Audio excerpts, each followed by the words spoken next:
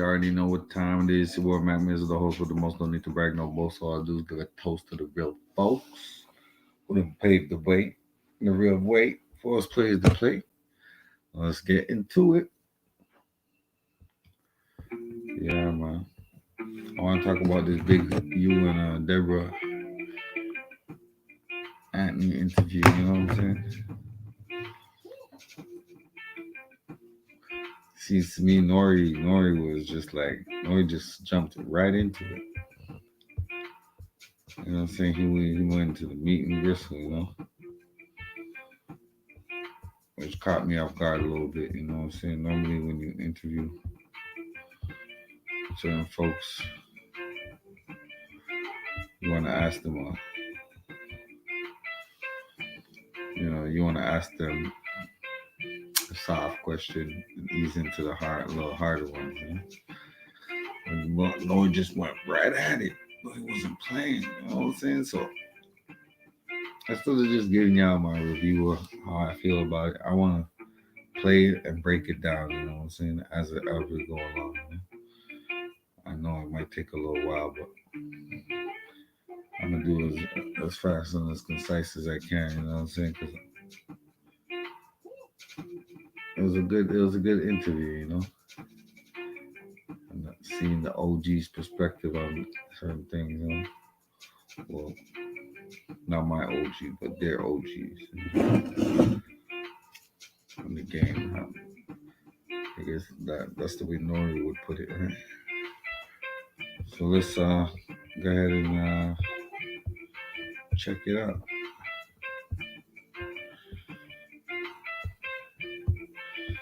Shout out to Noriega for putting on this interview. It's a good interview.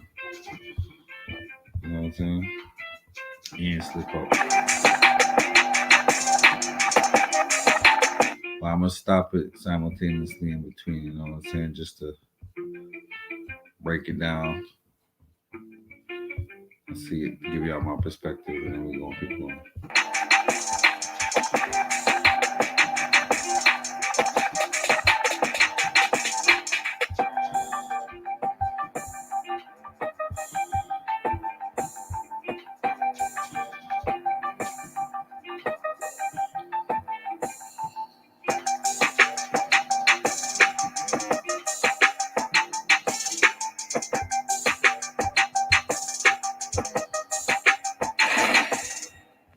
What it could be, hope this what it should be. This your boy Nore. What up, it's DJ EFN. And this is Drink Champs. Y'all make some noise! Now, I'm gonna be honest, and I'm gonna tell you straight up and down, this is gonna be the easiest interview we've ever had, we've ever conducted, and we've ever presented. Because I watched these people's story for the last 2 days.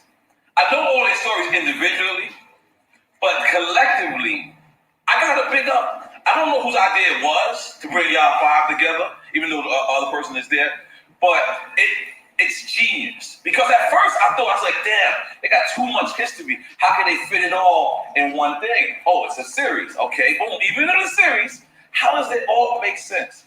So if you watch 1 and 2, if the people that's coming out next week, I believe 3 and 4 will be out by then. It gets so crazy, EFN. Like I'm telling you, and I thought like it was sacred. Like things were sacred. Some things was off the table. Like they were giving it up. Yeah. They're talking about so these 4 individuals that's here right now. It's very seldomly I get a chance to sit in front of 4 individuals that I solely respect, honor, look up to, and they're legends. They ain't got no dirty jackets, no dirty things on their back, no fuckery around their shit. They legends and they good people and are in front of us, and we're gonna show them super fucking love. Motherfuckers today. I'm so sorry to start with you, but hit you with a kind of harsh question because as I'm looking on episode 6, and you guys said you didn't see it. Episode 6, it went into the next. You see what I'm talking about? Nori just went straight at it. You know what I'm saying? Straight for the jugular. Which was kind of weird to me still, but he said it's going to be the easiest interview he ever conducted. So let's see, man. You know what I'm saying? But shout out to the other two people that's there. I didn't put them in the title. Trick and Bimmy, you know what I'm saying? Two OGs. Trick holding down the D and Bimmy from Queens, right? So let's see what they be talking about. 'Cause this is Big U and Deborah Anthony and more talk Nipsey Hussle death. If off uncovered and more. So let's get it in. Nipsey Hussle rumors, right? And I had never heard that. I had never heard the Nipsey Hussle conspiracy that Big U had that something to do with it, right? But let me ask you, let me get to a He said, no? You ain't never heard that? A little deeper question. It's all over the net, boy.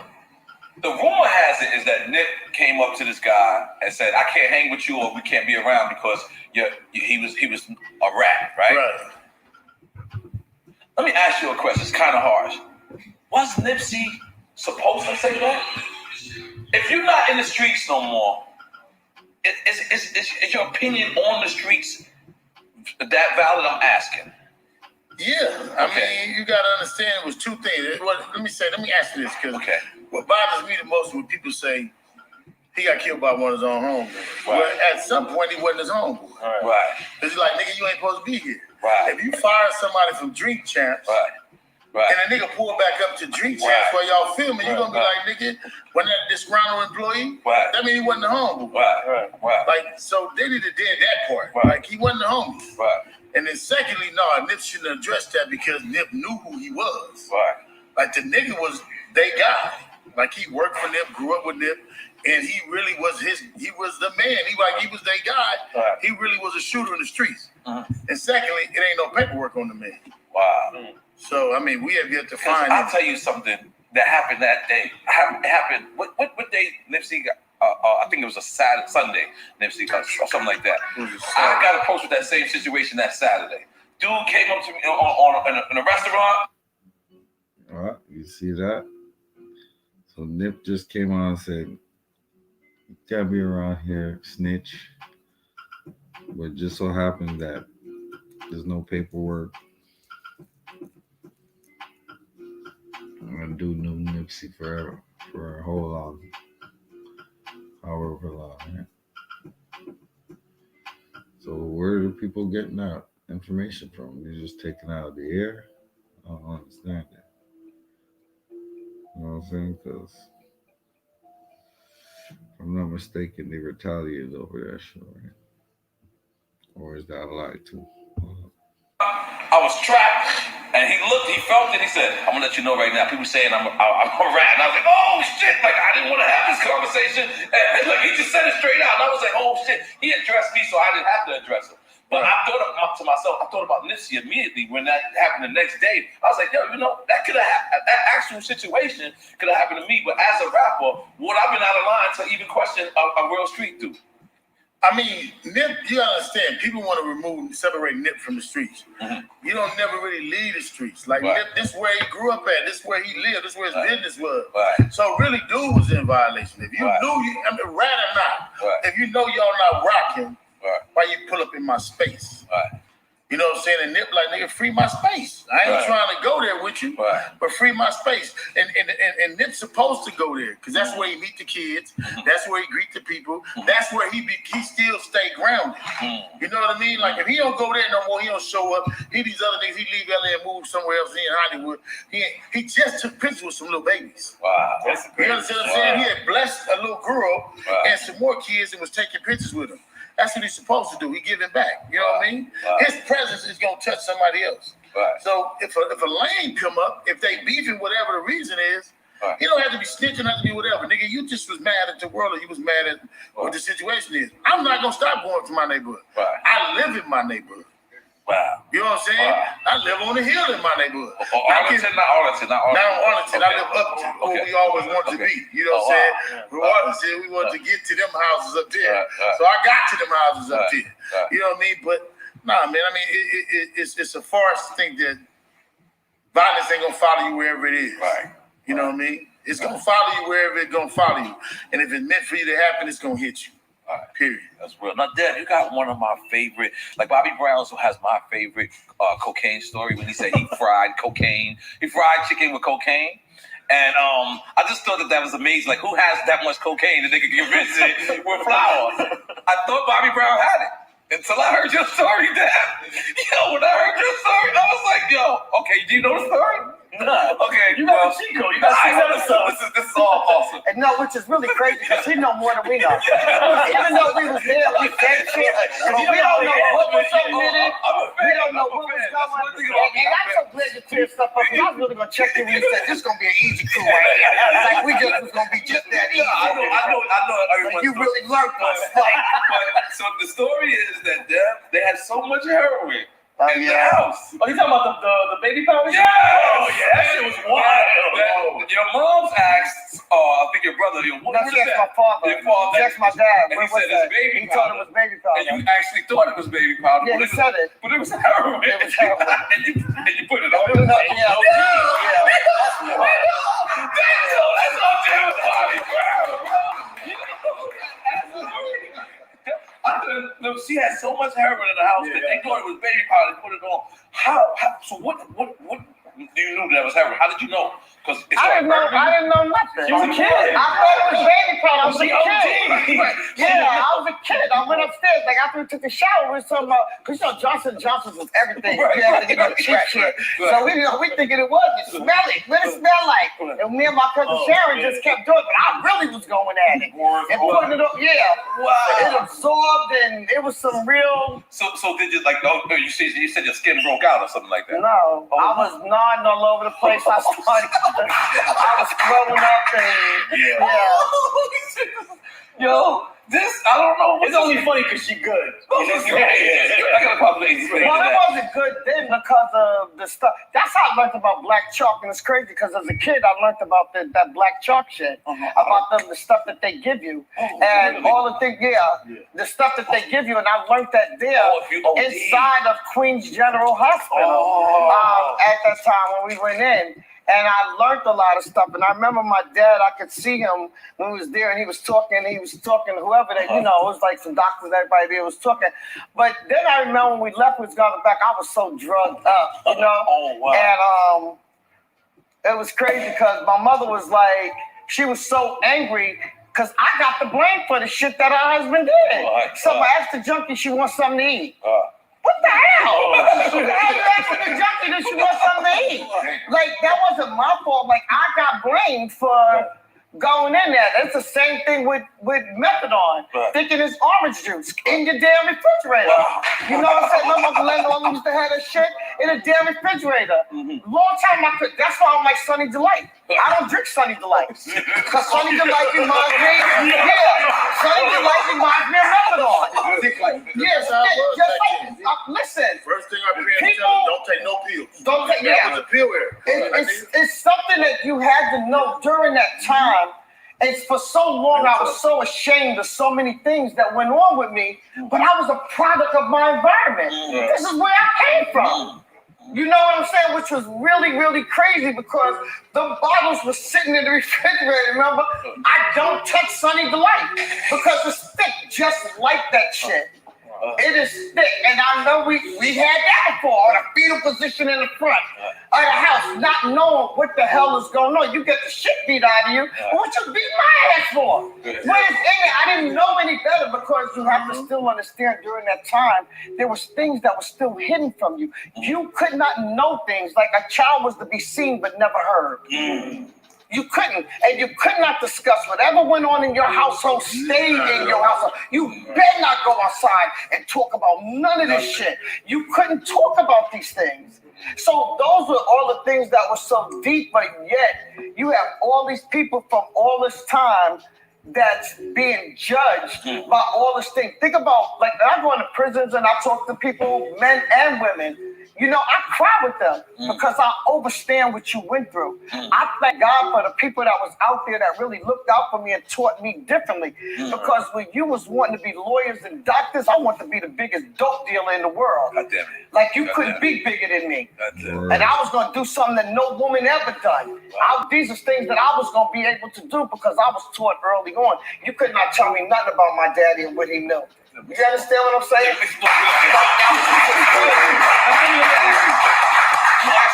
How much cocaine did you do with Bobby Brown? Yo, you know what's funny? I just gotta ask you. I need a drink, though. Come on. Oh, shit. Come on. I need to bust this. What's it open? Come on. No, what's it open? All right. So check it.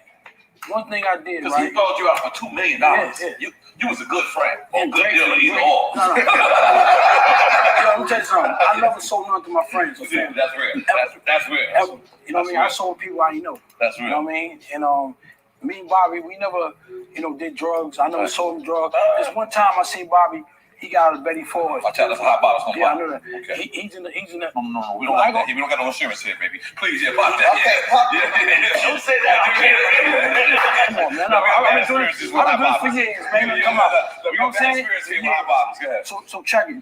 We in the limo one day, and I'm in the back seat with him. He in the middle. My other man here, two other guys here. There was this model dude. He light-skinned dude. I forgot his name. And he had passed Bobby a joint. It was laced. Okay. It was Woolers back then. Yeah. So when he tapped it, I'm by the window, and I grabbed him, and I said, "Yo, I never believed what I heard. But you doing that shit in front of me." Right. I just want to see if I would miss it. He threw it out the window. Wow. You know what I mean? So I don't condone my friends. I'm a friend. Let's have a drink. Come on, let's have a drink. Bobby's been around our family. Like I know since '74. Like I was in Boston because I was a bad kid as usual. Got sent down to Dorchester, and that's where I first met them. Where before they was anything, our families are so much alike. It's pathetic. Wow. And they became like family to us, literally. Even though Bimmy was dipping and dabbing over there, but they were like family. You still look at them that way. Telling on me I'm not telling it you right here. I'm not really. So Bimmy said he never sold to his family and friends, you know what I'm saying? So he didn't want Bobby to do dope in front of him. I don't know, man. You know how it is. Just listen though. Listen to what they're saying. Pay attention. Listen, we tell the story. We tell the story, right? The gangsters say he will talk Right. No fly zone. No fly zone. Okay, but they were like family, literally. Right. And for every one of them is one of us. How family, right? Yeah, we were so much alike. And outside of what people hear in the media, when you learn these people like Nippy, you know what I'm saying? Like getting to sit with her and really knowing the end of her. Whitney. I'm sorry. Like you said, Whitney, knowing the inside of her and who she is, the real person of who she is, and who she really was. When I look at her and I look at people like, look at this singer, but nobody knew she really wanted to be a veterinarian. She didn't want to be a singer. Wow. So if you really sat down with her and talked, she wanted to be a veterinarian. She didn't want to be a singer. You understand what I'm saying? So it's because of the family and all the stuff that was there. When the media sensationalized so many things and you don't really know that person, just like each one of us. Like you'll hear whatever you hear in the streets, whatever you hear in the media, the social media shit, but you don't really know us. Exactly. Make some noise for that. That was hard. So let me ask you, Trick, because I don't understand what is the no-fly zone. What does that mean? Because I've come to Detroit and had marvelous times. We shot movies. What is this no-fly zone mean? It was for record labels. Okay. When record labels used to have like street teams, and that was back in the A&R days. They would have a promo team, take the artists, A&R take the artists to different locations, and it was like they were just coming to Detroit and wasn't picking up nothing. It was like they would charge the local artists to perform. They would charge the local artists to perform, and the local artists would bring 20, 30, 40, 50, 60 people sometimes to this event that will pay to get in. It's like, how is you charging them and they bringing you revenue? Wow. And then, when it kept happening with the little homies and they was just doing it because they got money, like, fuck that, man. Paying to it was just their own stage. Exactly. And it was radio as well. Like, the Summer Jams events didn't consist of mostly Detroit artists. They consist of everybody from everywhere else. And the Detroit artists would get charged. Wow. And I was like, fuck that. Stop everything. Wow. And the only entertainment around this bitch gonna be what's here. Right. So we're gonna get acquainted with what we got around these corners, and then we'll start letting a few trinkets in one at a time. And if anybody violated, we deal with that accordingly. You know. Because what's Young Berg, like the first one? I don't think he took his chain on tour or something. No, right? he was like a little, you know, he was just smoking his fucking gums on some other shit with my cousin. You know what I'm saying? It didn't have nothing to do with like me. When that happened to him, bro, I was over there talking to his bodyguard. Oh, really? During his assault, I was having a conversation with his bodyguard because his bodyguard was trying to bring a pistol in my club. And I had a rule. The only pistol packing in this motherfucker is gonna be me or the police or my security. Okay. So dude was trying to say he worked for the DEA and all this. I'm like, dude, I know this guy because, you know, it's basically pick up a local security. So I'm like, no, bro, you know, basically you cannot bring a pistol and hit chill. Don't worry about it. Now, the artist then came in the door and went further down the vestibule, the balcony, rather. I'm still behind my bar, next to the ice freezer, talking to him on the other side of the bar. A fight broke out down that way. I moved him out the way, ran down there. I seen one of my little homies with a juke. He coming in for and hey! And I wrapped him up. Hey, what the fuck is you doing? Hey, y'all get this shit out of here. Everybody, get the fuck out. Get it out. Turned back around, went back over to where the bodyguard was at, and started having to continue my conversation. His phone rang. He did like this and took off running out the door. The security. That security. Okay, No, okay. Berg security. That's what I mean. No, So that's he came back. His name was Franz or some shit like that. He came back in and he said, that was Bird. And I said, who is Bird? He said, that was Bird that just took his chain. I was like, well, motherfucker, I'm standing there talking to you. Why are you telling me about what the fuck? I ain't seen nobody chain no nothing. So later on, one of my other little homies, very, very close little homie, came to me and was like, look, I got that thing, big homie. and I said, get that shit out of here. Because to me, that's evidence in the assault and the robbery. Right. So get the fuck out of here. The little homies start having their own little quarrel about it. Who was gonna get it, who was gonna say, all right, tell you what, ain't nobody gonna take it. I got it. We ain't finna do that over this shit. I'll take it. I took it home, put it in the fucking towel closet. Okay. Trying to picture it. All right, let's go. Hall closet, top shelf, towels. No, it was glass and stainless steel. So I took it. So I went to the studio, normal course of business, and my older sister, Monique, called me and she said, you know your daughter on the internet with some chain or something. My sister's an evangelist, so she don't know none of this shit. She said, I've been getting calls that your daughter, Lil Moni, is on the internet with some chain or something. And I'm like, I just dropped my head like, no fucking way. Like, so I called. And she sent me the picture. I called my daughter, put her on an immediate 6-month punishment. Oh, wait, let me back up something. Champagne? Yeah, man. I think it's Dade County Jen. Hold on. You can't mix that, man. You can't mix X spade. It's good shit. Oh, You know, okay. this don't mix with this with nothing. Okay, It's like well. caviar, baby. Okay, I can dig it. Let me back up. We get another cup. After I got it after Lil Bro picked it up from the Lil Homies first. Lil Bro took a picture in the diesel. He took a picture with it on, I think that night or the next night. And that picture, boom. I'm like, fuck. That's when I tell him. Yeah. So how'd your daughter get the chain, man? You just left it out there, man. And she ended up rocking the chain. So you wanted that to happen, Trick. Don't be, you know what I'm saying, beating around the bush and act like you don't know. You know you wanted that to happen. Bro, it's evidence. No, not this, bro. He told me somebody hacked in my phone, blah, blah, blah, blah. Okay, then I took it home. Then my sister called me and said my daughter. Then I went home, grabbed the fucking chain. I went home, grabbed the fucking chain, brought it to the studio, and called all the little homies and said, everybody, come up here right now and take a picture with this piece of shit.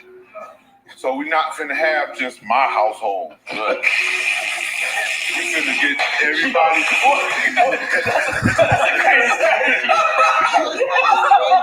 We got some pictures of it. Oh, we got older white women and everything. Come on. I tell my man Brian bring his mama Teresa. God bless her. She used to take all our pictures.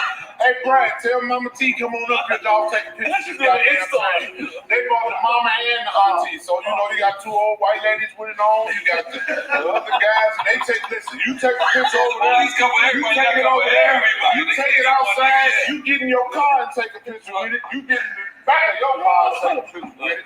We gonna make this motherfucker. Then we took the bitch on tour. We took the motherfucker on tour because it became a piece of the show novelty during this song I got called "You Can Get Fucked Up." When Diesel walk off the stage and me and my DJ, baby brother DJ Thriller, have a little conversation right quick, and then it's like, cause you can get fucked up. And when the beat and Diesel come out there with the bitch on, and the audience erupted every time. I remember Ice Cube was like, hey man, I don't know if y'all should be out here with that. Now, pick up the young bird. I know he's gonna be mad at me. Pick him up though. Biggie, how many chains have you got returned? Oh shit! You in the hundreds? It's like lost prevention. It's like you lost the family in Los Angeles. Like you know how people all over, not just Los Angeles, all over shit. How many do you think you in the I can hundreds? help others get shit back all the way in Canada. Wow. Yeah, we got a little squad out there in Canada. Really? I mean, it's almost everywhere. Wow. It's almost how like many big chains you got back, or like jewelry or some shit? Bro, I be getting shit back and don't even know I get it back. Niggas just lie and say I called. Wow. You know what I mean? Like I know a motherfucker that did a robbery out of somebody's house for $500. Alright. And the little niggas then gave the money back to me because they used my name. And then I called and find out women. The little niggas like, man, we gave the money back. So you gave what money back? And I'm mad because I don't give money back. You can get jewelry back. And they call my son because it's so crazy. It's so crazy because why this documentary makes so much sense is because people don't know that about the four of us. And you gotta call it something better than a documentary. You know what I mean? I can't even let you say it's better than a documentary, man. Like, listen, bro, listen. I want you to finish. Go ahead, do it. I started out knowing it was gonna be good because I know y'all stories. And I love, like I said, whoever's at FX, I don't know what kind of connect y'all got there, but the way they lined it up. We had a hell of a team. Listen, we had a hell of a team. The two episodes they do is just to grab you in. And then once you in, it's that episode 3 where Haitian Jack starts talking about Pop, and you can tell he ain't forgive him. Like, you can tell. And it's like, y'all start going deep and deep, and I was just like, yo, how they put it together. Because like I said, like Bimmy's a story by itself. You're a story by itself. You're a movie by itself. You're a movie by itself. For them to put it together and perfectly intertwine they tie you all together. the way they tie that shit together, and in every state, it's like it was crazy because y'all 5 people done touched every state. All of y'all ran on the run in Atlanta, though. I don't know why. Everybody went on the run in Atlanta. Like, everybody ran to Atlanta. What the hell's going on? You went to Atlanta? It's Black Memphis, man. Wow. It really But you know what's crazy? The craziest thing, and even for me, this was very therapeutic for me. Wow. Because I didn't even realize, being able to talk about it, it was like opening Pandora's box and releasing shit up out of there, because coming from the era that we came from, you don't talk. Mm-hmm. But then you really, even though you know about it, you really start learning things, right? Like even for him, like I love this nigga. Right. But I started saying, after I started looking at this, what the hell was wrong with you saying something to this man? He could have really did something to you because he's really out to lunch. But gangsters is most gentlemen. I kid you not. Like when I see somebody who's loud, boisterous, and trying to be tough, usually the guy I look over. The real dude is one holding the elevator for you, holding the groceries for your mom. Those are the niggas that's nice. I'm like, damn nigga, that's a killer right there. So, but like I said, intertwined. So I just wanted you to finish up. So about the jury thing, and you said it's just not in Los Angeles. No, it's not just in Los Angeles. You get calls everywhere, like literally, even from me. Wow. I got calls in the middle of the night, like this one got me, President County. Wow. But they really was going through it. Wow. But calling you in the middle of the night, 2, 3 o'clock in the morning, 4 o'clock in the morning, your phone ringing, like could you help? And they know I'm just still not gonna do that, so don't try it, Nori. I'm not gonna throw people under the bus. That's okay. Some shit go to my brain. No problem. But they know. I'm gonna try. As a woman, still being able to call, like, yo, what's up? What you doing? You know, being able to call somebody and to do these things, like it's crazy because a lot of people went through a lot of things, and especially a lot of them that run around here like they gangster, like they really badass. It comes from because I was just with my homeboys that ride motorcycles. They do the red breeze. I seen you on the Harley too. I seen you. I ride. And when I go to certain places, like if I go to Atlanta, I check in with Beard, right? That's my home. Okay. And he has me with a lot of stuff, but it's a lot of these youngsters who come into the game, like she'll tell you, ain't never had more than $1,500 in their life. Right. They get a song, get hot, they get 15,000. Now 100,000, they bring their whole squad with them, and they hitting city to city, right? And then next thing you know, you somewhere and you see these youngsters, they on the east side at Waffle House, or they at where I see y'all at?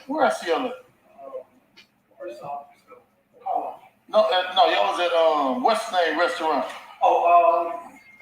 With Tip's son. He got Tip's son. Okay. And they on the east at Roscoe's. They on the east side of Roscoe's. I'm walking Roscoe's on some different business because some other shit didn't happen. And I come in here to take care of some other business with some weed. It ain't no nice business. Right. I walk in Roscoe's. He in there with T.I.'s son. Wow. And T.I.'s little son on the and I'm like, what the fuck is y'all doing here? I called Tip. I said, what Netflix them doing here?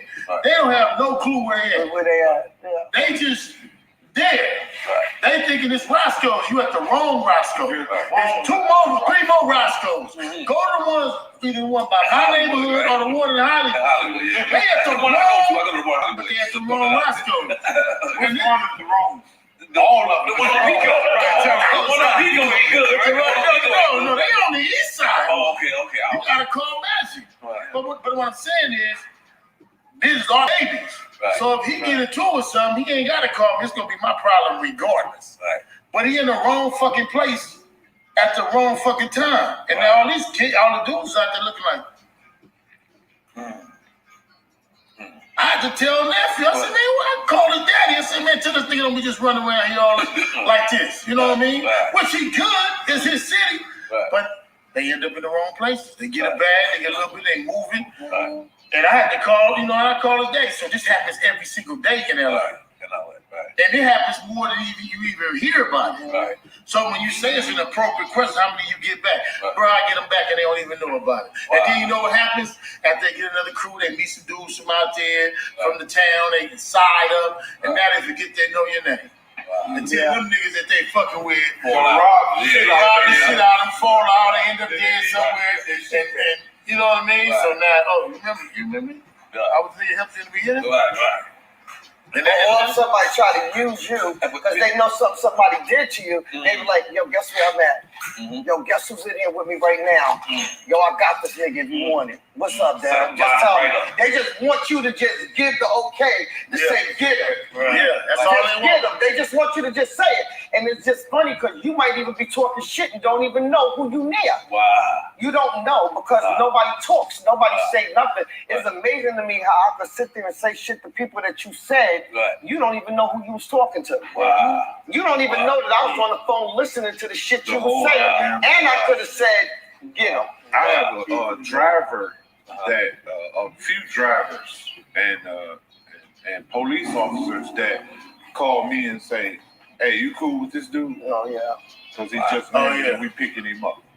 Oh, niggas know Detroit. You literally run Detroit. The whole I feel like you still get people that come in there and just but that's fine. I ain't worried about you. The point is, you there and you haven't thought to try to find me, and somebody is on your ass already. But every time I hung out with you, you're a cool nigga. Why would niggas wouldn't hit you up? Though? I don't understand that. You know what I'm saying? Well, let me ask you, baby, because we're going to settle a lifelong question right now. A Drake Champs question. Oh, good. This is a come on, I need everybody.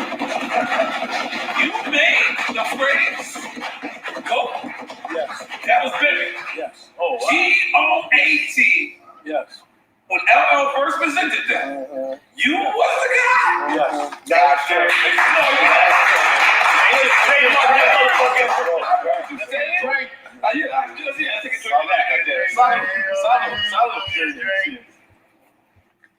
So I've heard you say it.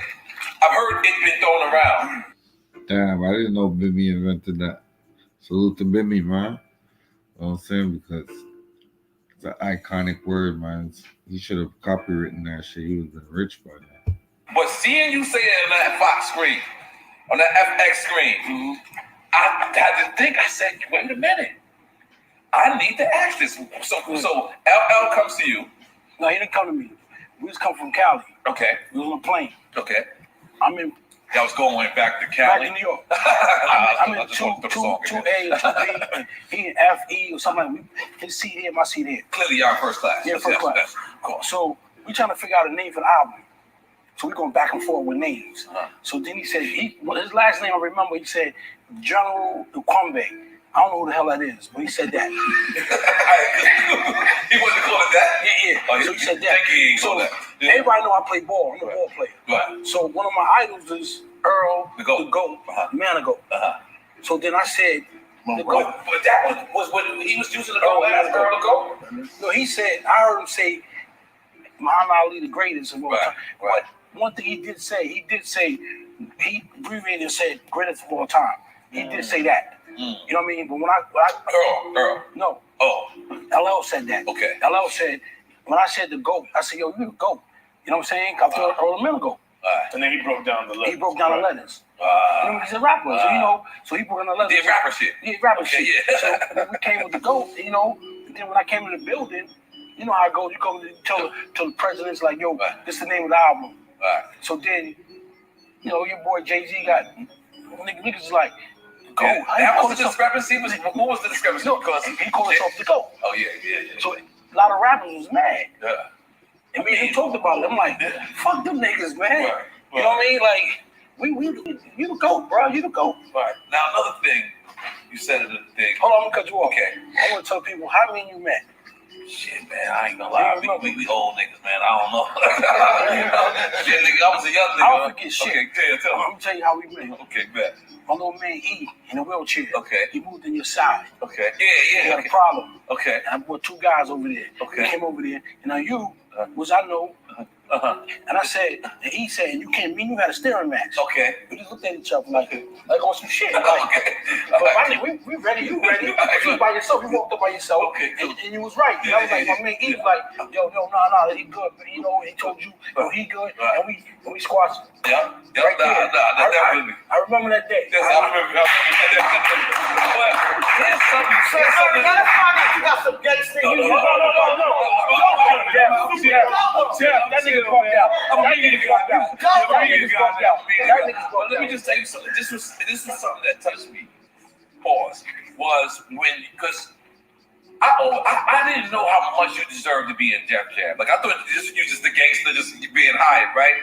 But when you said how deep you was in the game, where Tina Davis actually, you said this, you actually named her name. Say that. You got all this next week. Yeah. You actually named her name. You said Tina Davis, and then you said you went in her office, and to your face, you said, "Yeah, I don't want you to have these artists like how you had these other artists." Yeah.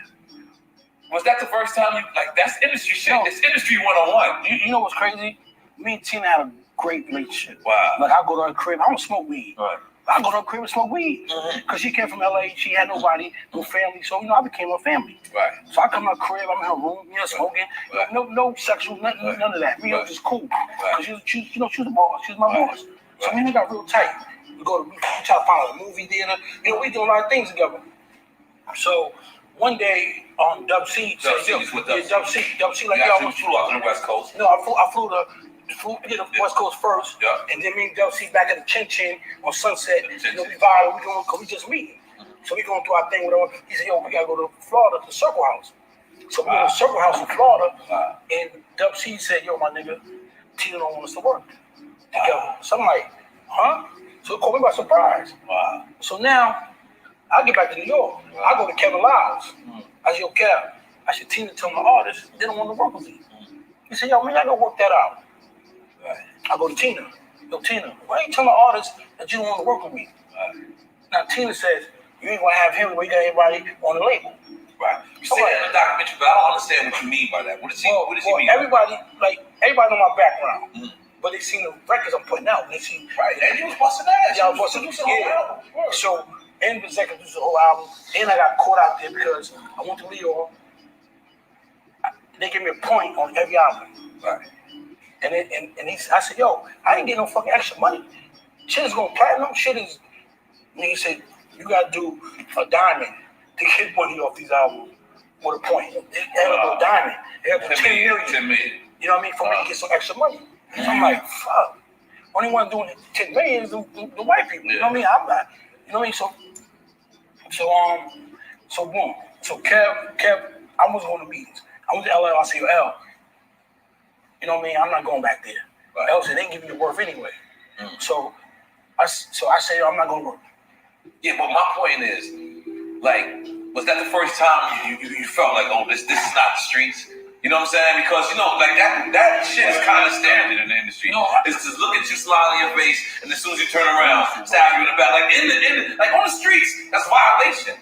But in here, like that was my biggest transition. Was like, yo, I can't strangle everybody that, you know what I mean? Like, so was that the first industry movement? Oh, okay. It was like really the beginning because where I come from was really the trenches. So when I be around you know, you in the streets, so you know, you go to the building. You know how to pipe down. You know how to just sit back and just, you know, be quiet. Right. You know, watch the bullshit. But you like, but as long as I'm coming near, you know what I mean? But you like, but you got to take it. I'm in meetings. This guy talking on a term. This girl talking. He just looking at all of them like. Right. But even when I see Kaiser, he would say to me like, I didn't know you. Yeah, my Kaiser. I didn't know you. You're not supposed to know. Like Jack said, like Haitian Jack said, you ain't supposed to know. So I'm not coming in here on some bullshit. I know us at this table, we all blackball already before we come in the building. Like how you just said, you just said that, and you street, you ain't, you know what I mean? You know what I mean? That's how we always been. So can I ask you a question? Let me ask you this, because this is just some real ass shit. Like when you talking about the industry, you talking about the streets, right? Most of the people that's in there, they use the streets inside of the building. So how do you not handle them that way when you know where they really come from, but you know what they really turned into?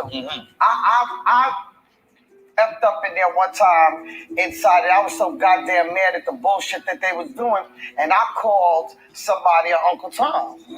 And everybody at the table turned around. You should have seen how they looked at me. They was pissed. This is Atlantic office?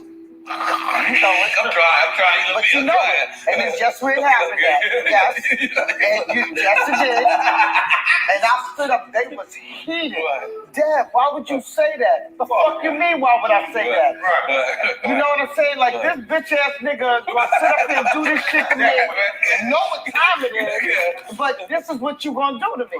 But you know what they want you to do.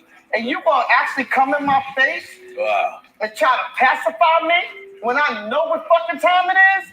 So how do you ignore something like that when you know where they came from, you know how they playing you, you know why they're hired to come and appease you, to try to shut you down and slow you down, and it became bad because me being a woman that came in there, first when I came in there, first they didn't know, they didn't put two and two together that I was his big sister. Yeah, I did too recently. I did already because y'all both legends separate. They didn't, like this is crazy. Like listen, they legends separately. Word, that shit is hell. Like, and I'm from Queens, and so I know her story on her own, and just like that, just make it on top. Like they were both. They didn't put us together. When I went in the building, it was different. It was different when I went into the building. It became different because they would then say, that's Demi. See, after a while, because the first time I bucked up in there, when we was talking about in the car, first time I bucked up in there, I'm Todd. I ain't got no goddamn problem saying that shit. Todd Moskowitz. Everybody know. When he started that Twitter shit, you know what he about to start doing. But he started his bullshit, and that's when I flipped out. You know what I'm saying? And they knew. And that's when they brought him up like, oh, you know that's his sister. You know what I'm saying? But we different people. We different people. You know, so and it was just crazy. And then from there's when we got to get her up out of here. We got to move her away from everybody. We got to do it because you can't play with me. Or when they came to me and like did one of these things, like here, just sign over on this and we do this and this and we gonna give you. Is it harder because like at one point you had like the three artists you discovered? This is three of the biggest artists. We had Gucci, Nicki, and French, right? Is it harder because you're a woman? See, I never looked at it like that. Okay. You have to understand, even if you listen in there, I didn't run with women. Right. I had women that I was around. Right. Like if you tell some of them, they're gonna look at you. Each one of them will tell you something different. Right. Like I learned the amount of lives that I lived, and I learned that how it was being the multiple people that I was, and it's really, really crazy. I hung out with men. I did a lot of shit. I was right behind him and shit, and he didn't even know stuff that was going on with some of them niggas and the stuff that them niggas was coming to me. She told Prince one day, Pray nephew, kill my brother. Oh yeah, nigga, it's on. Wait, what? It's on. You kill my brother, you know what time it is. Oh, I heard it different.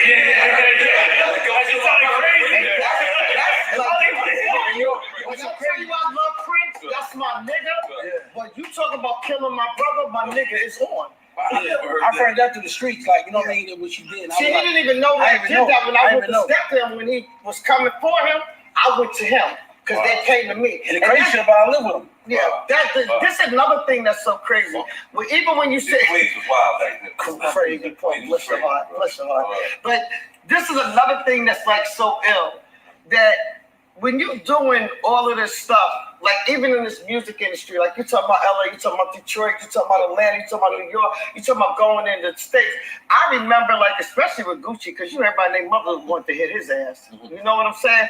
But I remember we was in the airport and I'm going down the escalator because it was so crazy this down the airport. I said, F that shit, we go to New York tomorrow, whatever. But I get a phone call and it said, yo, you got on da-da-da-da-da, your flight is da-da-da-da-da, you coming into da-da-da-da-da, and they come, he said, I just got the call, and they said they had to hold up, your sister's with him. But you put on something, my nigga, you know where I come from, you just didn't know who I was. Do you understand what I'm saying? And you went to put this order out on him, but that phone call came to Queens, letting my other brother know. Your sister's coming in and this is what they doing. Wow. He said Deb is in the airport right now coming over with her, let Deb know. Now we making a call. Now this whole thing could have backed up and backfired on you. Because we held that kind of weight like that. And it's like, Deb, what's up? Like once I called them, like, are you serious? You know what I'm saying? So you don't know, but that's the order because we didn't go through boroughs. Right. We just didn't go through Manhattan to do something. And I ran everywhere. Right. I was in multiple gangs when I came up. I was in multiple gangs. Right. Even when the fight was, I could sit on the bench watching everybody fight against each other because I was cool with everyone. How many jackets did I have? Okay, I was cool with everyone. Right. You know what I'm saying? So I was in a bunch of different things. I ain't a real click person. I'm cool. Yeah, I had jackets. I had colors. I was wearing colors. Yeah. You know? And it was crazy. Like the stuff that I was doing, all the different things that I did. But I never went somewhere. Like even in Detroit to this day, like Detroit, I feel like the president of the United States when I come to Detroit. The way they come to the airport to come get me, the way that they are there, I get crazy love in Detroit. I love Detroit. You gotta step in Detroit's airport though. Yeah, airport. That's gotta be the hardest airport. You gotta fly Delta. Yeah, Delta. You gotta do Delta. But you gotta let a person know that you're there. That's like I can't go into his city and put something together that he's doing. It's disrespectful. I don't think checking in means anything. That's some shit. I don't think that's some shit. I think that's real shit. The word check in and the stigma that comes with the word check in. Bring it up. me and Joe, we together. We train this club, baby. We going there. What you saying, man? You saying it's the word check it's the in. word. Make people think, the word check in seems dominant. It makes people think, like you have to. Like they punks and they.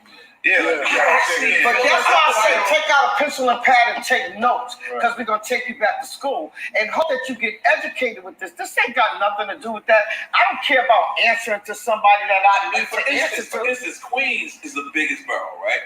Queens, I used to break down Queens like the buses and the trains. Because remember, we all the trains, Left Rack, Queensbridge, Astoria, Woodside, but then it's a part, you get to Parsons Boulevard, you can only take the dollar vans or the buses. So that's how I break down Queens. I'm dyslexic, right? So I see the Queens and the buses. And at one point going to South Jamaica, you just couldn't go to South Jamaica unless you had a friend. You couldn't go to 40 Projects, you couldn't go to Basie. I had to have my friend or my cousins or my uncle or somebody, and I had to hit them, and there was nothing wrong with that. But it was everything that was going on over there. It was organized, and then and being organized, it was also protected. Right. You understand what I'm saying? We was on all sides because we was on the north side and the south side. We came from both sides. Wow. You understand what I'm saying? So Corona too. But Corona was really me. Wow. Wow. Corona was me. Oh wow. Okay. Like a lot of stuff that I did in Corona. That's cool. Yeah, it's like I did a lot of stuff in Corona, but it's like literally we could go everywhere, and then we had a sister that was international, like she was everywhere. It is a movie about y'all family. Yeah, it's like she was everywhere. They gotta make a movie just about y'all family, bro. Like it was, it was crazy how it was, but it was the corruption that we were still under because you had to understand, and it was multicultural. Well, you know what's crazy? I mean, because like you just said, we got to make a movie. I got like 5 sisters. Right. One night I'm in the crib. Mike Tyson is banging on the window. Yeah. Mike Tyson's banging on the window, look for one of my sisters. Wait a minute. You know what I'm saying? Stop right there. Hold on. Mike Tyson. Wait, this is Mike Tyson? Mike Tyson. Not like he coming up, Mike. He's already Mike. No, he's coming up. He's like, he's a champ. He's a champ. You know what I'm saying? Like, but my sisters, they so wild and crazy. They want a nigga named Bug Out. They don't want Mike Tyson. They don't want DMC.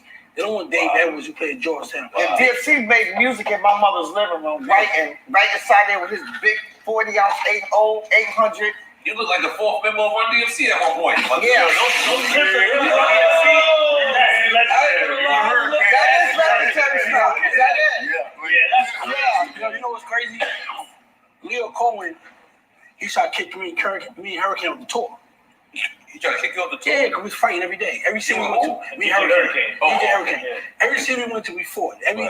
We just, one time, this dude do like 1,000. Was the road manager there? Yeah. He's road manager. And he was carrying suitcases and looking into that. Tell us some stories on that. So this dude, he threw like 1,000 chains that run performing. Like this dude changed on the stage that run. Chains, like quarters, dimes. Chains. Yeah. That's disrespectful. Disrespectful. Yeah. So me and Kane, I got the right side, Kane got the left side. So Run look at it, through the mic like, that's him. And we like, we got him, right? So he in the audience. So now the dude throw some more chains. Me and Hurricanes run across the stage. Dive in the audience, get some, we do what we gotta do. Now we dragging him out. Right? So now I got his legs, Hurricane got his top, he's out. We knocked him out and everything. So we dragging him out. So Mookie and Garfield. That goddamn Garfield. So Mookie and Garfield, they said, yo, let him go, baby, let him go.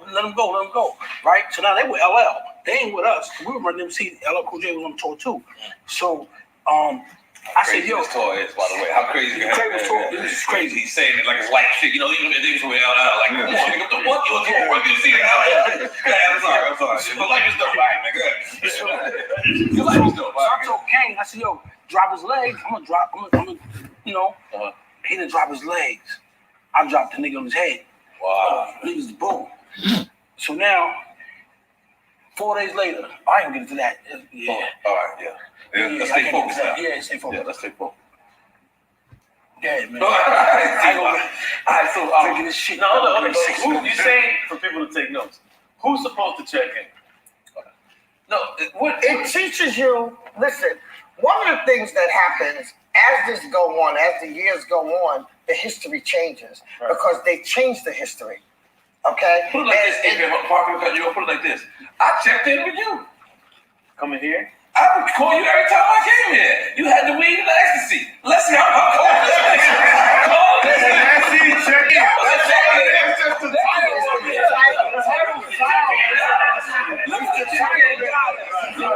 But you getting stuck on check-in. It's a respect thing. It's that you respect. It's really respect. It's not about I want to be somebody that's fucking from there. yeah. I'm saying it where it's relatable because the thing about it is, if I don't know nobody there, you know what I did? This place is, and I love to say this place is in Dusseldorf, Germany. People love that place. They've never met, they've never been to the office. They don't know what the hell they're saying, but you gotta make your crew so when you come home, you can live the same way everywhere you go. Thank you. Everywhere you Yeah, go. No matter what state we go to, what country, he needs the hood. Right. He wants to go straight to the hood. Every time I go somewhere, I need to go straight there. I need to see what's going on in your city. I need to know who is who and what's happening there. You have to understand that even for me as the woman and what they were so upset about, nigga, what y'all don't understand, the streets had me. I was good to them. And they stayed good to me. I didn't act like I didn't know them because I remember where I came from. I'll never forget where I come from because I could always go back there.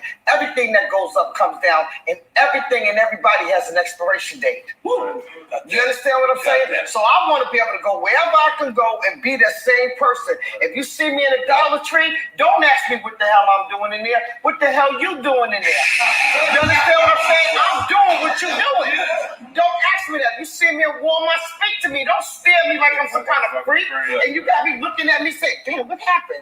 You know what I'm saying? There's something wrong with my wig crooked. There's something happening. Like, what's going on? Because they stare like you crazy. Or I ain't think you would be up in here. Well, what job you got thinking? Well, here's a question for all of y'all. Here's a question, and I'm ready for a shot after that thing. Here's a question for all of y'all. Do y'all realize that y'all are celebrities too? Like, yo, that's it's not a celebration time now. Celebrity is about celebration to me.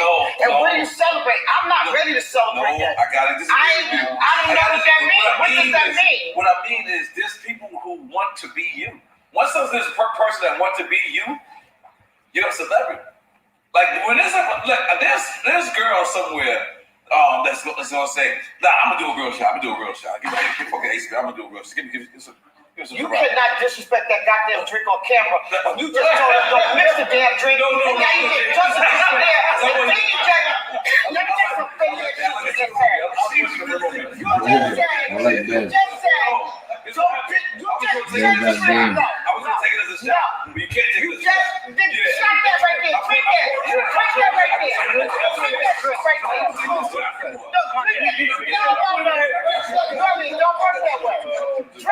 drink it down, drink the whole thing. Drink the whole thing. No, but that's what you said.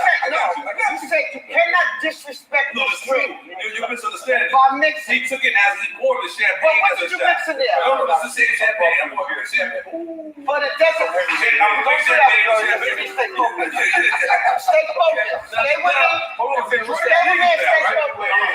Do you like that shit? Hold on. You like that shit? Don't do that shit. Don't do that. You want a shot though? Don't do that. I got a shot. All right, there's another shot, but I'm listening to it. You don't know what this is. I know what it is. I'm fucking pouring this cranberry juice. I'm so good. All right, come on. You didn't pour it. Take a shot. Take a shot. You. Hey, you. Hold on.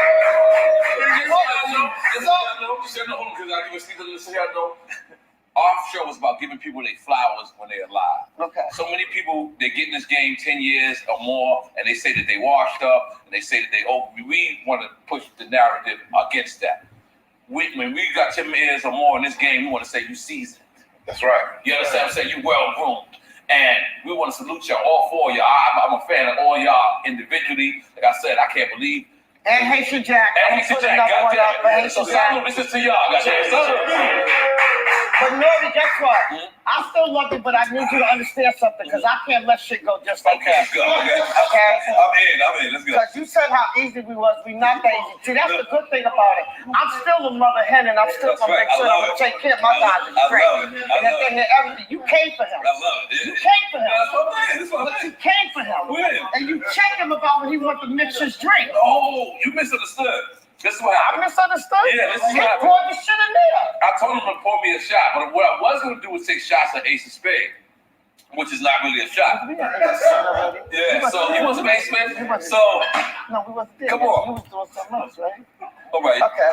I had this ready. I got you. Where's the I got drink you. at? Here you go. I got you. Hey, Pete. Hey, God damn it. Y'all better make sure I get it. Jack, What's up, man? Jack, remember I told you, don't go on punishment. Be nice. Be nice. Damn, I love you, man. I love you more. Be nice. I gotta give this warning ahead of time. Hey, thank you. What's up, baby? Be so. What's up with it, man? Don't put them two together. Hey, we gonna take over the world when you come back. I'm good, my nigga. What's good with you? What's going on, Jack? How you, man? Salute. I said salute. Yeah, he can't hear me. He can. Let me get somewhere where it's quiet. Hold on, man. Oh, all right. Yeah, I'm coming. Hold on. Yeah, go ahead, Owen. Nah, I just was saying what's up, that's all. It's noisy where I'm at. Okay, you look like you're having the time of your life in Dominican Republic, goddammit. That shit look good. Yeah, we got them all on here. Where I put it? Dominican Nori, Republic, right? Nori, Yeah. Nori. Uh-huh. Guess what else too? One more thing. Okay, let's go. When you said you want to give everybody their flowers while Yes, they're here, right? yes. I ain't trying to be funny, but Yes. you did not pour this drink for me. No, I know. I'm just You playing did. around. I just, who? Okay, I was you playing did, around. but it's on camera because Okay. somebody, if y'all Is it? switch it up, Yeah. somebody could think you poured my drink and you did it. Oh, So yeah. now you just took your shot from me. My drink was pretty. So I want to give it to him. I got to correct you. Yeah, it's all good. We not letting anybody take our time no more. They not taking them. I got you, I got you. Yo, what's going on, Jack? It's Nori, man. I just watched y'all show. All right, what's up? What's up, baby? What's up? I just watched y'all show, man. Let me ask you real quick, because you know you're the only one that's not here. But what made you want to do the show, period?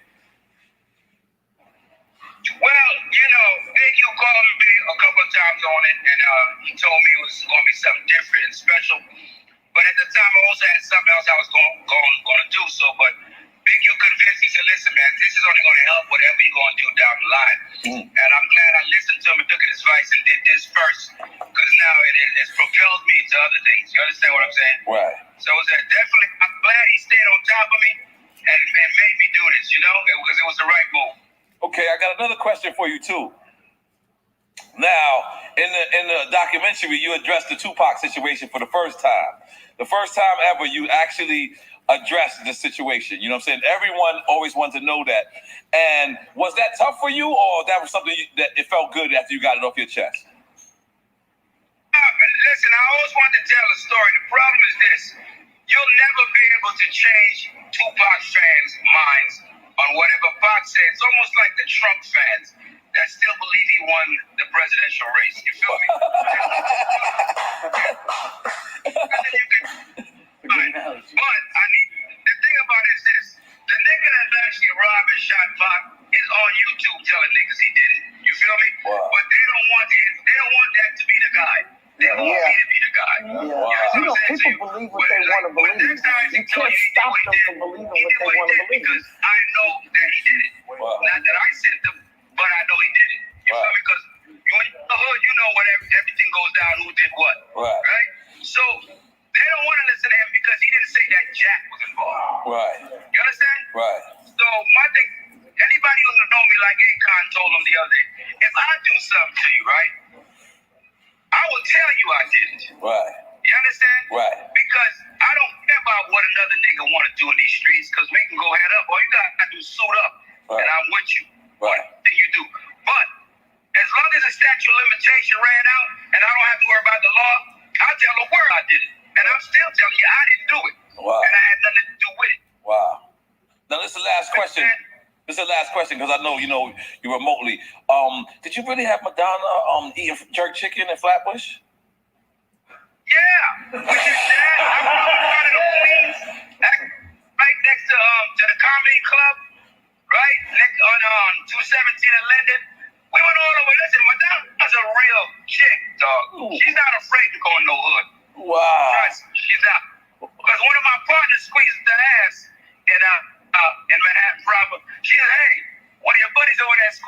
ass. He's alive. Wow. Oh, man. You don't care. That shit doesn't phase Madonna, homie. Madonna ain't scared of nothing, bro. Right. Yo, well, respect Haitian Jack. We giving you your flowers. You know what I'm saying? You know what? We gonna fuck around and come see you in Dominican Republic. Drink chats, man. We'll let you know, baby. All right, bro. Respect, my brother. All right, yo. Oh my God. So that goes. That's the perfect alley-oop to you. In another world, you and Haitian Jack might have not been cool, and I'm gonna tell you why. Just go ahead and do your thing, baby. I'm gonna tell you why. You got those two records lined up. I want this. I made this for everybody, but I want you to just listen to these two records real quick. Come on, House, you make me look crazy. I told you had this shit lined up. Look, we got ghetto ass engineers. It's all my crew, man. It's all my crew. Everyone my crew. So we all. Yeah, that song right I'm there. on Bluetooth still. But I was listening to Jack, right? And we all go through the same shit, man. We go through it when the internet is so powerful now with ignorance. Can I get that cripple up? I ain't gonna lie. I'll trade you. Let me smoke that on camera, bro. You gotta do it. I'll trade you. I don't even know if you got good weed in that shit. But I'm gonna just trust you. All right, you want the blunt?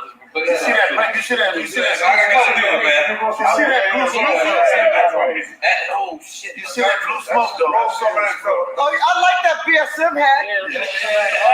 I like that BSM hat. Stay crucial papers, man. You see that blue smoke? Because Oh, that's true. So, cause I'm starting to get a little aggravated with this. You fight.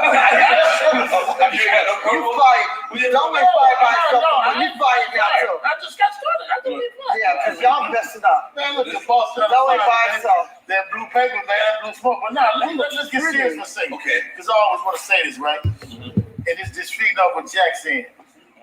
The ignorance on the internet is so crazy, and I wouldn't even feed into it. But like we were just talking, they accused Jack of some shit. They accused me. They really didn't accuse me. The media never really brought it to it. Just the social media, and this is like a social media platform. Right. A motherfucker could be in jail for something. Right. Had a reason why he did it. Right. But the boogeyman got to be Big U. Yeah. Right. Like who stay in the game from it? Right. Go deal with the people who stay in the game from it. Right.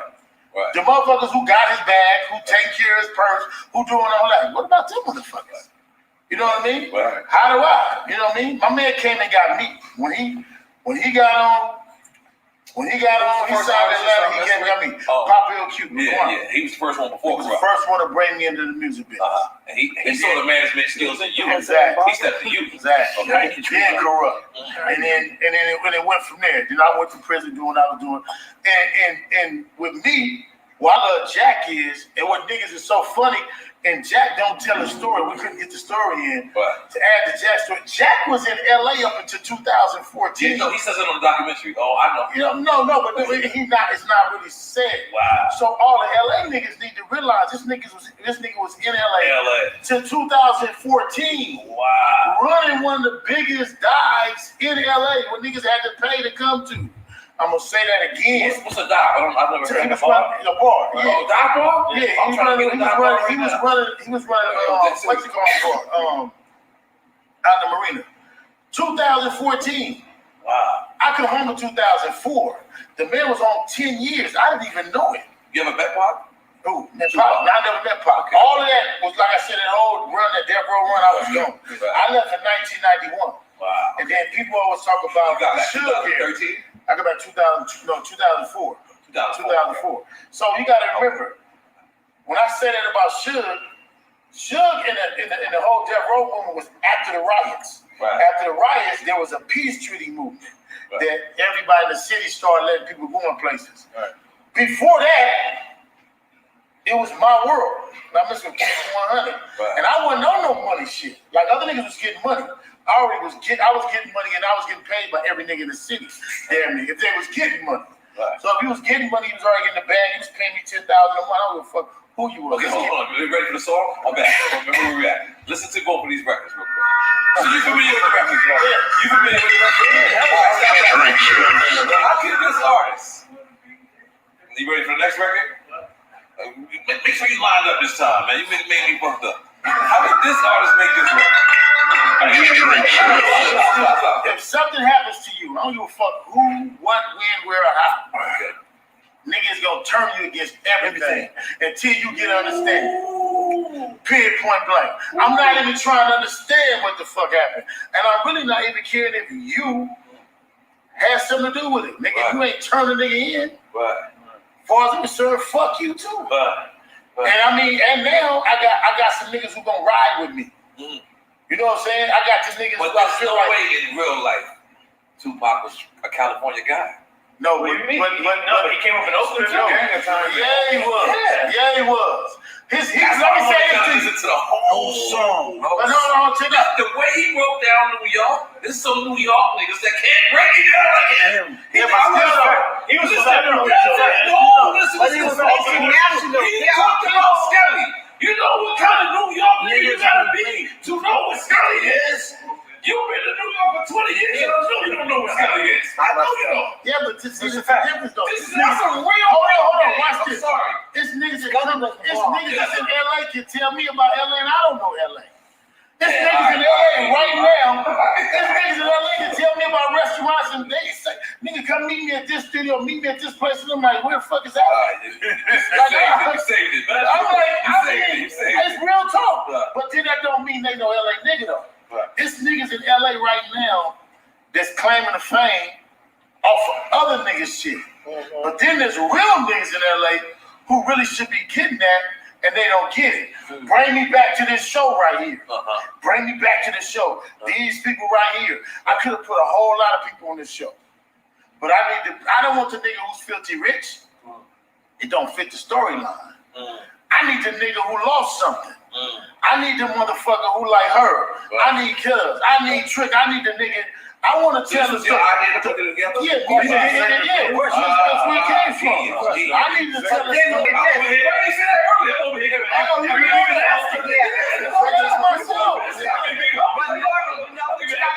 Look at this too, okay? This is the first time in history you have the East Coast, the West Coast, the Midwest, the South. You have all these places on one. You the South too. But you have to look at this.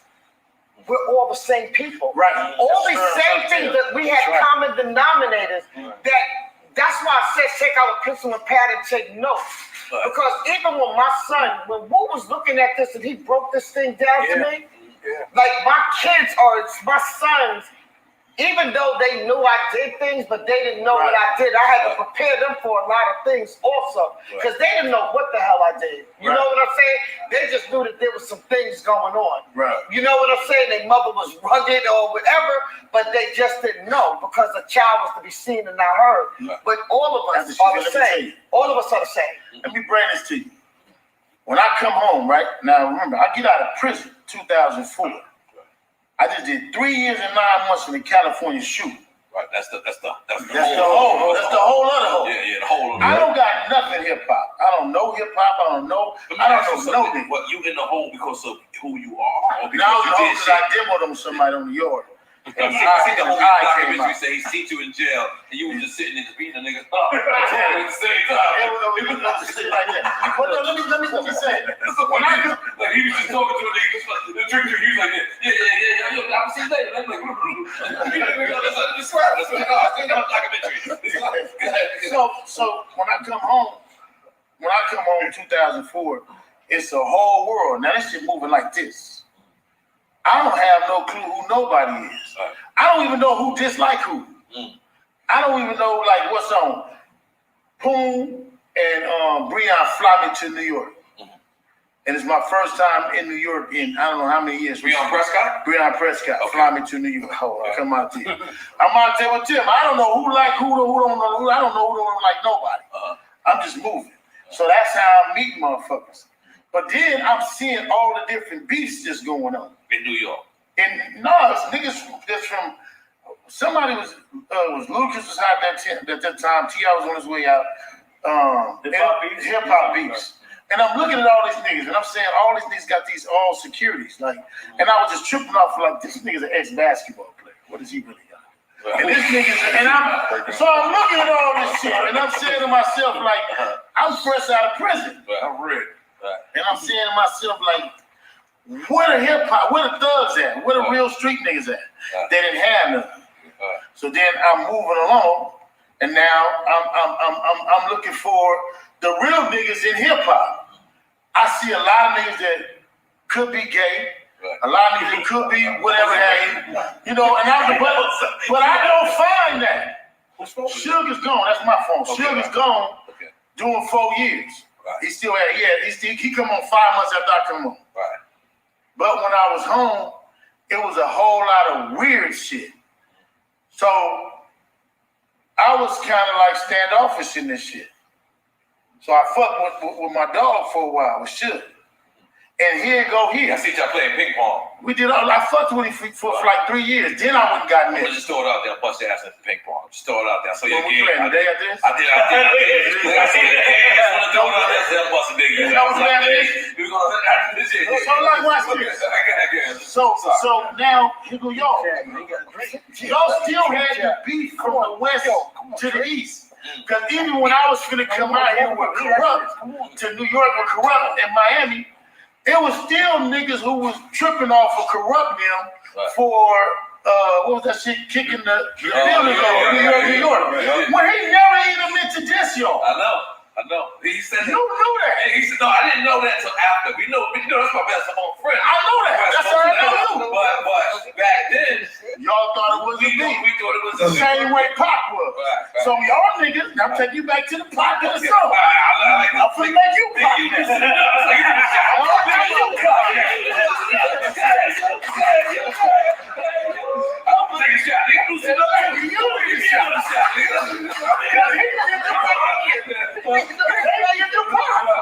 Y'all took the going under the East Coast in the Pac.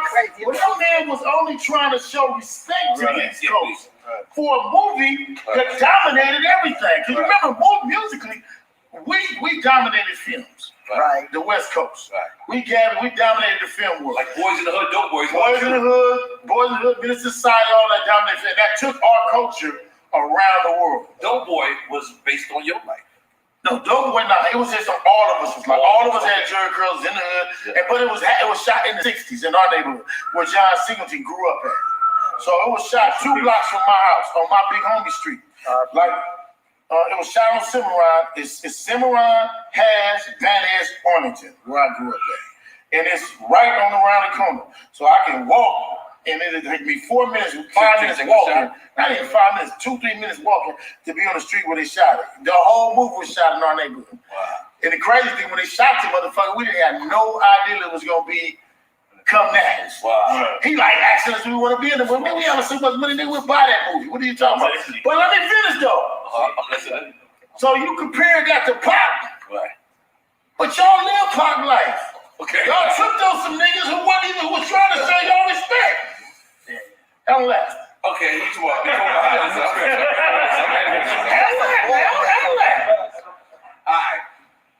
I was the guy who did LA. Yes, you were. Yes, you were. You take a shot. Straight to that.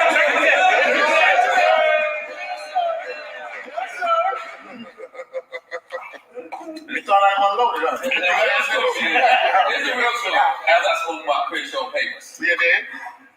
The real story is we didn't know they was dissing. We didn't know, but we wanted to respond because so it wasn't for the video because the video. What happened was they came out there and this is true. Niggas wasn't responding. He was Niggas wasn't stepping up. But listen, let's be clear. There was no reason to step up. They were listening after. It's after Big. When a lot of people don't know, Big called the radio. This is when Big said they can't be filming that here, and he called the radio. And we don't know what happened. Now hold on, let me stop you right there again. I'm taking over the show. Okay, that's good. The camera gonna be. This is how we're gonna be in the check-in. That's right. So now, who called what? Biggie did call the radio, but we had that. So if the West Coast was to feel a certain kind of way, would that be right? Yeah. Okay. You know, it's just set the stage now. Yeah, but the thing was, and this going to Corrupt was hurt, bro. No, chill. But all right, I'm not gonna let you know. Yeah. Corrupt was hurt because Corrupt took so much beef because he lost all of the East Coast. Right. You gotta remember, y'all destroyed Corrupt more than you destroyed anybody else. Let me just tell you something. I brought Corrupt back. You Let me tried tell you something. but it's still. Nah. Let me tell you the real story. Let me tell you something. After we squashed it, we squashed it. Once we squashed it, that's it. Me and you was family. Corrupt still made a record.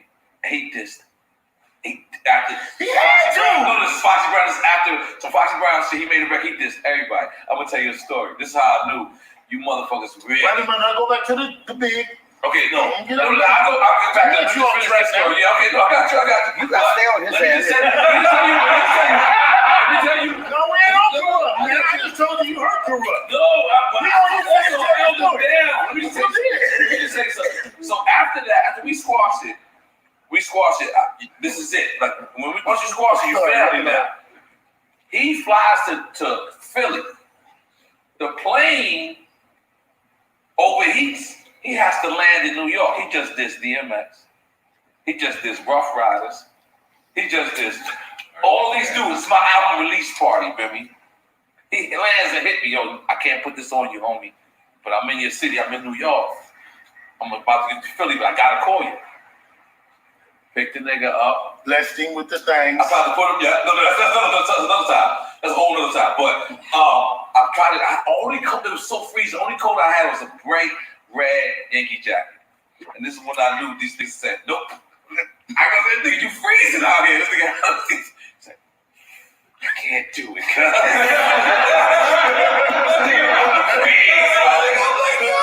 No one's gonna know. Like, just put the jacket on. But anyway, so he just makes this record. Corrupt co-sign this. He just makes this record. He said, cuz I can't go to no New York club after I just made this. I know I was wrong for making it, but I said, yo, you with me. Corrupt.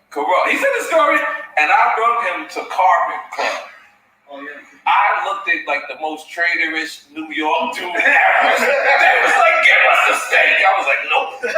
He's with me. And that was it. And that was it. Come on, Jim. I want to go back to that. Okay, let's go back to that. We was on pop. Yes, the fact You was on pop. Yeah. Now you pop. I'm pop. You are pop. I looked at it like You made this song. No, I did not. Yeah, you did. We made a reply To a song that wasn't a diss. It wasn't a diss, though. You made a reply to a song that wasn't a diss. It wasn't a diss till they actually. We didn't know, but when the video came out and the buildings was kicked down, that's when we changed our video. If you listen to the song has nothing to do with a diss. It's just LA. We just responded. What was the intention? To respond.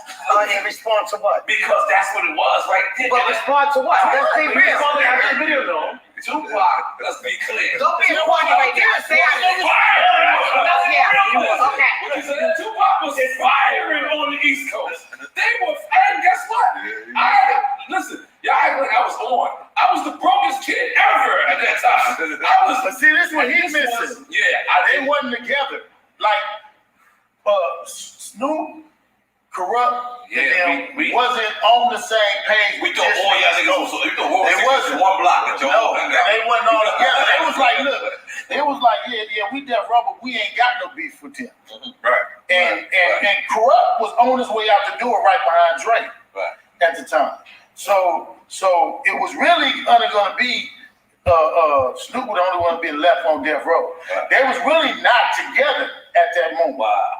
So when they was trying to make a song to show them that they had respect for him, they took it the other way. And this is what I'm trying to get him to hold up to. That's why it's like that. But you was he keep pointing to me. It's us.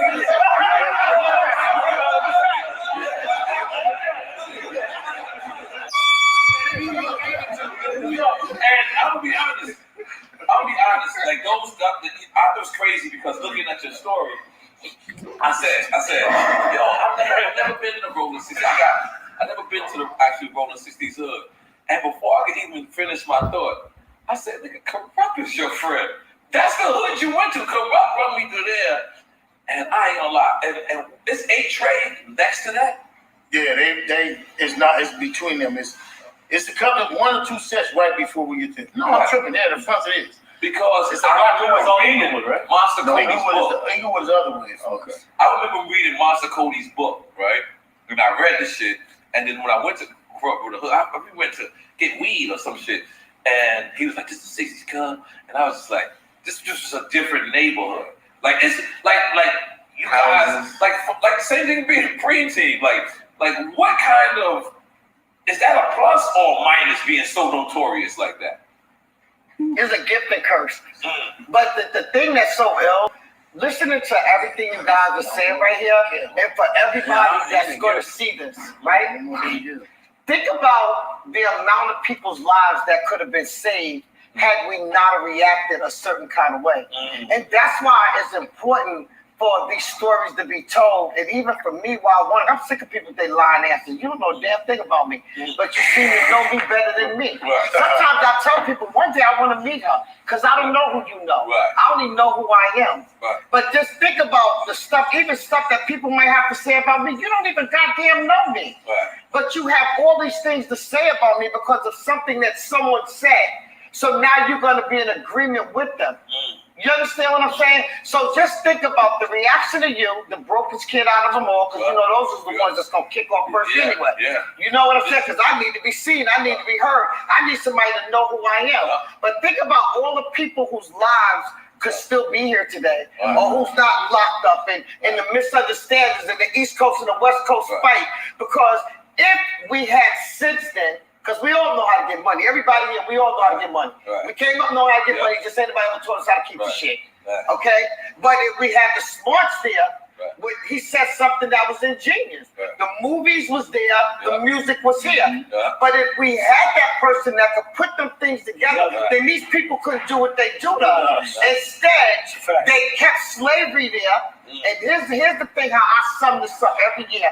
I look to see who is going to be the house nigga this year? Okay? So they grab that guy, whoever just coming out of jail, and he got that name, sign all them artists. So now they get the house nigga to put the film niggas together, to shut them down, close them down, so that they can work and do all the shit that they want to do. And we come in here and go against each other with the shit. That's how this shit goes. That's why we can't get that out of our heads. Let me tell you the key to it. That's how we do it. Let me tell you the key to it, bro. And I wasn't finished. But Trick going to have to take over this. Because what we always roll over is what Trick was saying. We are owned by Europeans. Facts. Hip-hop is owned by Europeans who are now giving it to their kids. They're hiring their kids, they becoming the presidents and managers and all that. And they know more than we know in our life. And it goes to him. It goes to him.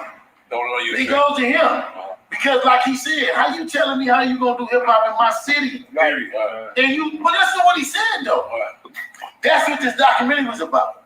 So I'm like, look, let's go get the people to tell a story. She got the story to tell about this. But we ain't spent 30 minutes on him. We ain't spent 30 minutes on him because we just passing over the fact that it's a business and we not on the business side. What did he say? You coming in with your radio, you bring your machine to my city and ain't none of us eating. I mean, that's what I'm telling you. Listen to this. That's the whole damn thing. And I didn't realize that booty shaking song you made. I didn't know that was you.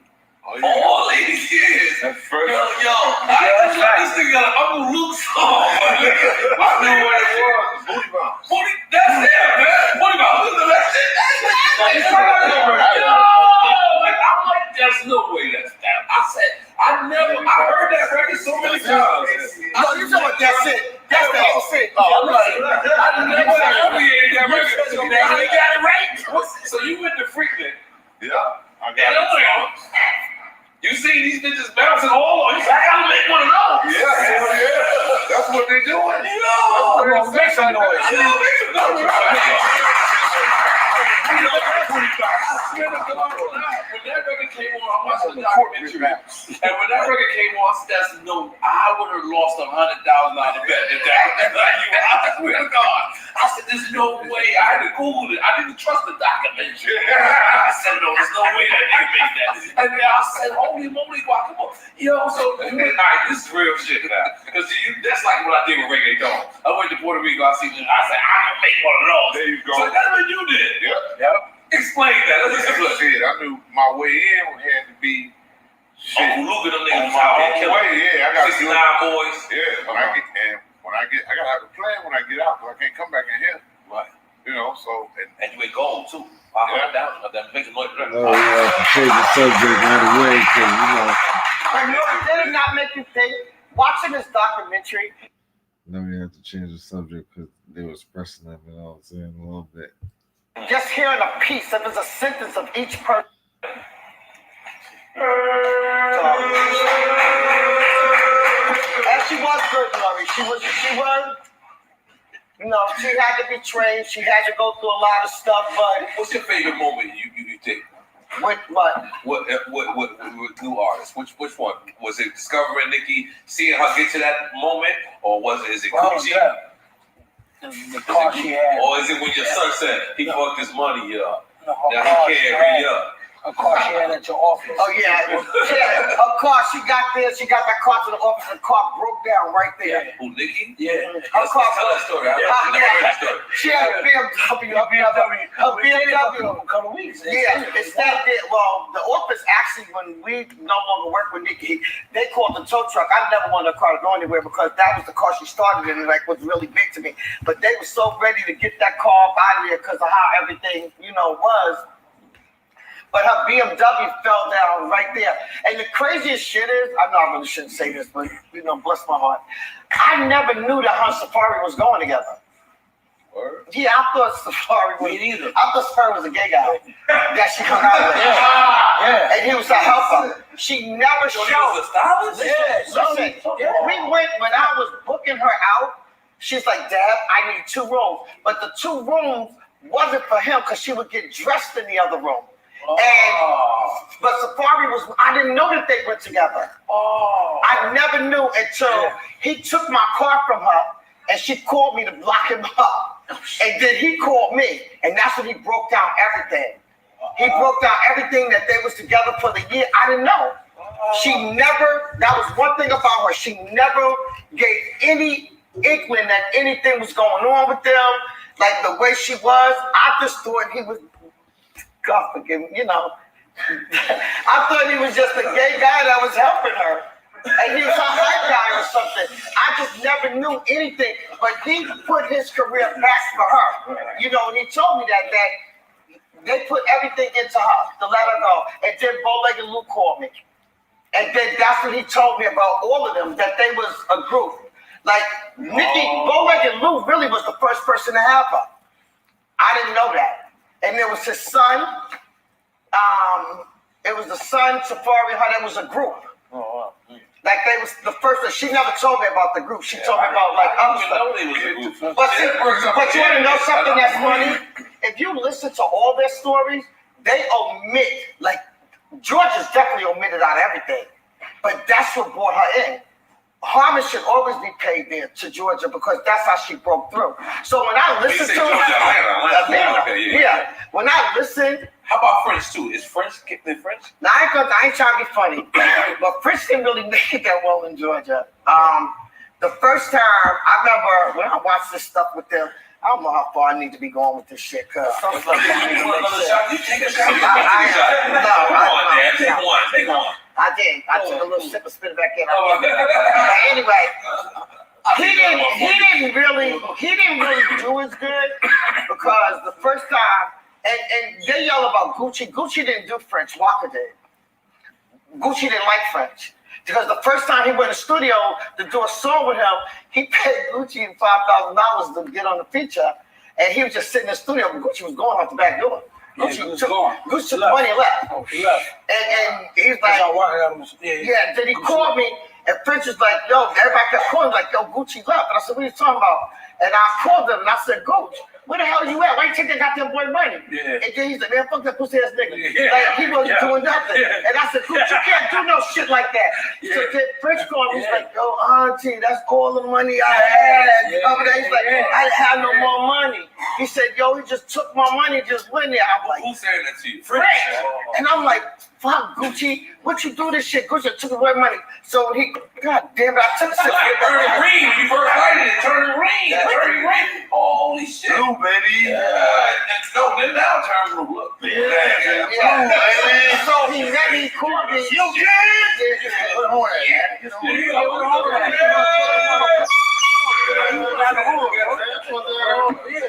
Yes, I met him at the gas station because he was like, yo, we gotta go back and I get him cheeks, all of them there. Did you ever do the verse? No, I just got paid $55,000.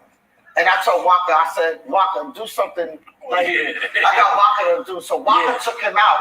Fritz, Fritz was drinking a lot at that time too. So I'm drinking now. Fritz kind of messed up with the Grove Street niggas and some stuff went down there. So he didn't really pan out as much. Fritz didn't really pan out as much in Atlanta. He didn't really do as well. People wasn't taking him in. I guess some of that shit was coming from up top. Fritz broke through Atlanta. He did. The reason why Chopper Down. Remember Chopper Down? Well, Chopper Down got kicked. Nobody would touch Chopper Down. And I like the record. We was the first ones to get the Obama lookalike. I had the Obama. So I changed the record and added Walker to the record. And then we did the video, we did everything. And then I made the call, got it on the same day I got it on MTV. They was like, what the fuck, I should get this shit on MTV. Right? And got it on there. That's what broke them, Chopper Down. Nobody was letting French in. They was not letting French in. It wasn't about Atlanta doing it. It was that video that we shot. That Chopper Down, we changed Chopper Down, the whole thing. I changed the whole record. And that's what did it. Make some noise for that, goddamn. Yeah. They don't get everything out. Like, they never add Georgia. They never add a lot of that stuff and what went on. What happened there. But it did a lot for them. And New York hurt me, and I'll say that. Like, coming from New York, that shit hurt me. I bust my ass to go to New York to find somebody from New York, to find people from New York, to blow them back up, and then you give me your ass to kiss. And then New York flipped. The whole thing flipped, where these people were hated. Niggas couldn't even walk the streets of New York without girls wanting to slice up and do whatever. You know what I'm saying? Then y'all all flip on me. These are people that even the fans was going at them like crazy. And then y'all turn around and somebody put a rumor. Here I go. Here one more mouth. I ain't gonna say it again. I ain't gonna say it by name. Let me just say that. And that's how that shit started. Okay, so I'll just tell you that. That's how it started. And those rumors started going out, and people joined forces in the rumor because they don't know any better. But now, even what y'all just sat here and said about the whole corrupt thing, somebody's gonna see this and be like, holy shit, it didn't go down like that. Do you understand what I'm saying? Or you even just checked yourself. Yeah. Shot, give them a blow them off there. Let's take a shot. Yeah, you already know. I gotta do a part 2, man, I'm saying, because this is a long interview. But from what I see, man, say she's kicking some real game. They're kicking some real game. They all got knowledge and know-how. Gotta look at that hip-hop uncensored series they got going on, you know what I'm saying? See how that really gets it in. But part 2, I think they speak a little bit more about the Nipsey situation and all that. But I feel like they're doing the right thing. Speaking of facts, you know what I'm saying? Giving us a little history and what could have been avoided and shit like that, Where they come in, you know what I'm saying? It's hustlers, real people from the streets, you know what I'm saying? that actually have credentials, man. Keep it thorough. So that's what it is, man. So as for Big U, I think Big U's he got the right frame of mind. He got the right point of view. You know what I'm saying? The whole shitty cuz thing, crazy, you know. But that's the whole thing about it. You gotta be real. You gotta be real with yourself, man. If you think shitty cuz there's no paperwork on it, cat, so be it. But I don't know, man. He seems like a smart dude. I don't think he'll just tell a motherfucker.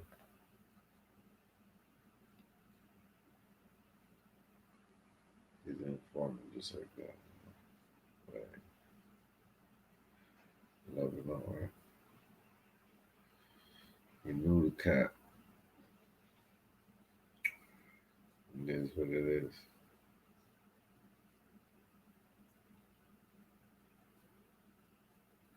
Anyway, tomorrow, man, Mizzle. Tomorrow we're gonna do part 2. So y'all stay tuned. I'm out. Peace.